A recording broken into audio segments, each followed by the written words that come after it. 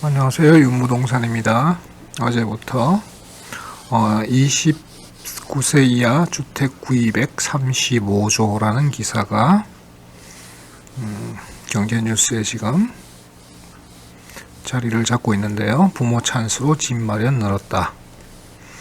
그냥 제목만 딱 봐도 이제 이건 갈라치기 하려는 선동이구나 라고 아실 수 있겠죠. 자, 최근 3년 사이 20대 이하의 주택 거래가 크게 늘어난 것으로 조사됐다. 자, 금액을 35조 이렇게 딱 하니까 굉장히 자극적입니다. 자, 집값 급등에 전세값까지 크게 오르자 빚을 내서라도 연끌 매수에 나선 젊은 층이 늘어난 것이다. 연끌 매수를 한 사람들은 부모 찬스가 아니겠죠? 물론 부모님에게 돈을 빌렸을 수는 있겠지만, 하지만 사회생활을 막 시작한 20대가 소득과 금융회사 대출만으로 집을 매수하는 데는 한계가 있다. 사실상 부모 찬스를 이용한 것으로 볼 수 있는데 편법 증여 의심 사례도 다수 발견되고 있다. 편법 증여 의심 사례. 증여세를 탈루를 했다거나 그렇게 되면 조사를 해서 처벌을 해야 되겠죠. 근데 그냥 몇 건이 불법 증여다 이런 것도 없습니다. 그냥 다수 발견되고 있답니다. 경제력이 없는 10대 이하의 주택 매수도 지난 3년 새 큰 폭으로 증가됐다.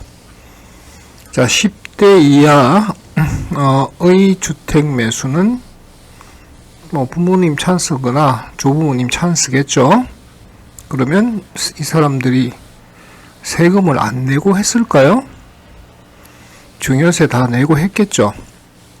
자, 17일 국토교통위원회 소속 김회재 의원. 일단 국회의원에게서 나오는 정보는 여러분들이 일단 의심을 하셔야 됩니다. 한국부동산원으로부터 받은 연령대별 주택구입 현황 자료에 따르면 19년부터 올해 8월까지 2년간 20대 이하의 주택구입 건수는 14만 1851건, 거래금액 35조 537건으로 집계됐다. 20대 이하의 주택구입은 20대 이하면 29세까지입니다.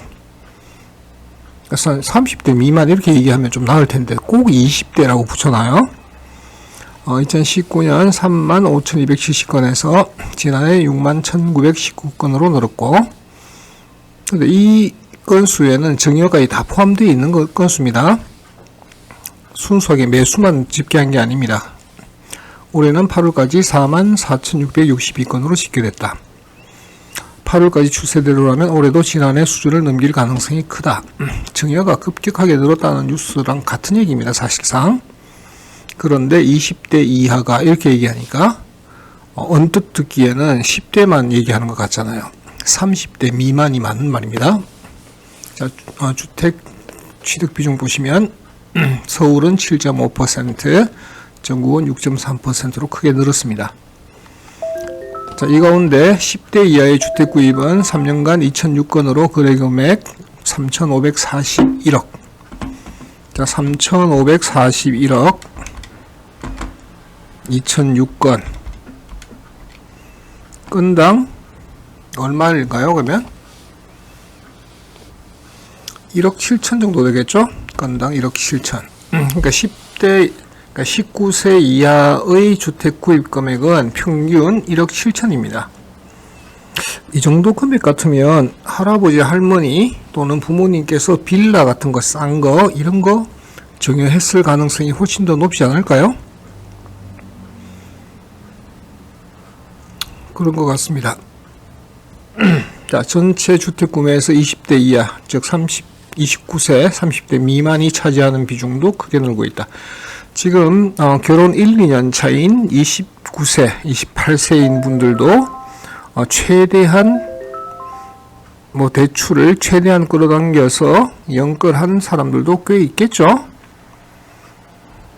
자, 하지만 패닉바잉 바람이 분 지난해 4분기 비중이 5.9%로 증가하고 올 7, 8월은 6.3%까지 높아졌다. 자, 특히 지난 8월 부동산원이 해당 통계를 발표하기 시작한 2019년 1월 이후 가장 높은 비중을 기록했다. 자, 작년 8월은 집값이 급등하던 시기입니다. 급등하던 시기. 자, 그러니까 당연히 증여가 또는 증여를 이용한 주택 매수가 늘 수밖에 없던 시기입니다. 자, 소득이 적은 20대 이하 주택 구입의 대다수는 부모 등을 통한 가족 찬스 덕분인 것으로 추정된다. 추정되는 게 아니라 실제가 그렇죠. 그러면 증여하셨으면 증여세 내셨을 거고요. 10세 미만 주택 구입자의 59.8%, 100% 아니네요. 이것도 10세 미만이 59.8%가 증여. 나머지 부분들은 자금 출처 조사를 하면 되겠죠. 자, 그래서 내용을 보시게 되면 97년생 A씨는 지난해 8월 용산구 주성동의 주택을 19억 9천만 원에 매수했는데 매입 자금의 89.9% 17억 9천만 원을 어머니에게 빌린 것으로 나타났다. 이게 빌린 게 되면 그건 아시죠? 정확하게 계약서가 차용증 계약서가 있어야 되고 소비대차 계약서 쓰시고 그 다음에 이자를 매월 갚아나가는 그런 증거가 다 남아 있어야 됩니다. 자, 부모에게 돈을 빌릴 때 차용증을 쓰고 공증을 받은 뒤 매달 이자를 지급하는 게 일반적이다. 이런 정상적인 과정을 거치게 되면 인정을 받을 수가 있고요. 그렇지 않게 되면 증여로 의심을 받아서 증여세를 부과받아서 납부해야 되는 경우가 생길 수 있습니다. 자, 부모 찬스를 쓰기 힘든 젊은이들이 느끼는 상대적 박탈감은 집값 상승에 따른 부동산 분류의 또 하나의 사례다. 자, 지금 이게 부모 찬스를 쓸 수 있는 젊은이들이 부럽긴 해요.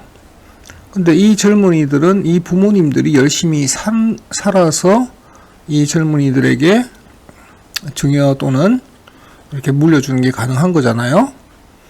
이건 지금 젊은이들을 갈라치는 문제가 아니라 지금 젊은이들이 좀 더 열심히 살 수 있는 방향으로 정책을 만들어주는 게 맞죠.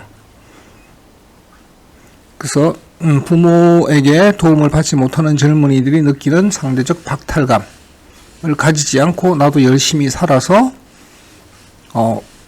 사회에 일조하고 부자가 될 수 있다라는 긍정적인 방식의 정책이 나와줘야 되는데 이런 식으로 갈라치기 뉴스만 자꾸 나오는 것은 굉장히 안 좋은 사회 현상을 유발할 것 같다라는 생각이 듭니다. 그래서 당분간은 이런 자극적인 뉴스가 한두 달에 한 번씩 반복되어서 나오지 않을까라는 생각을 해봅니다. 감사합니다.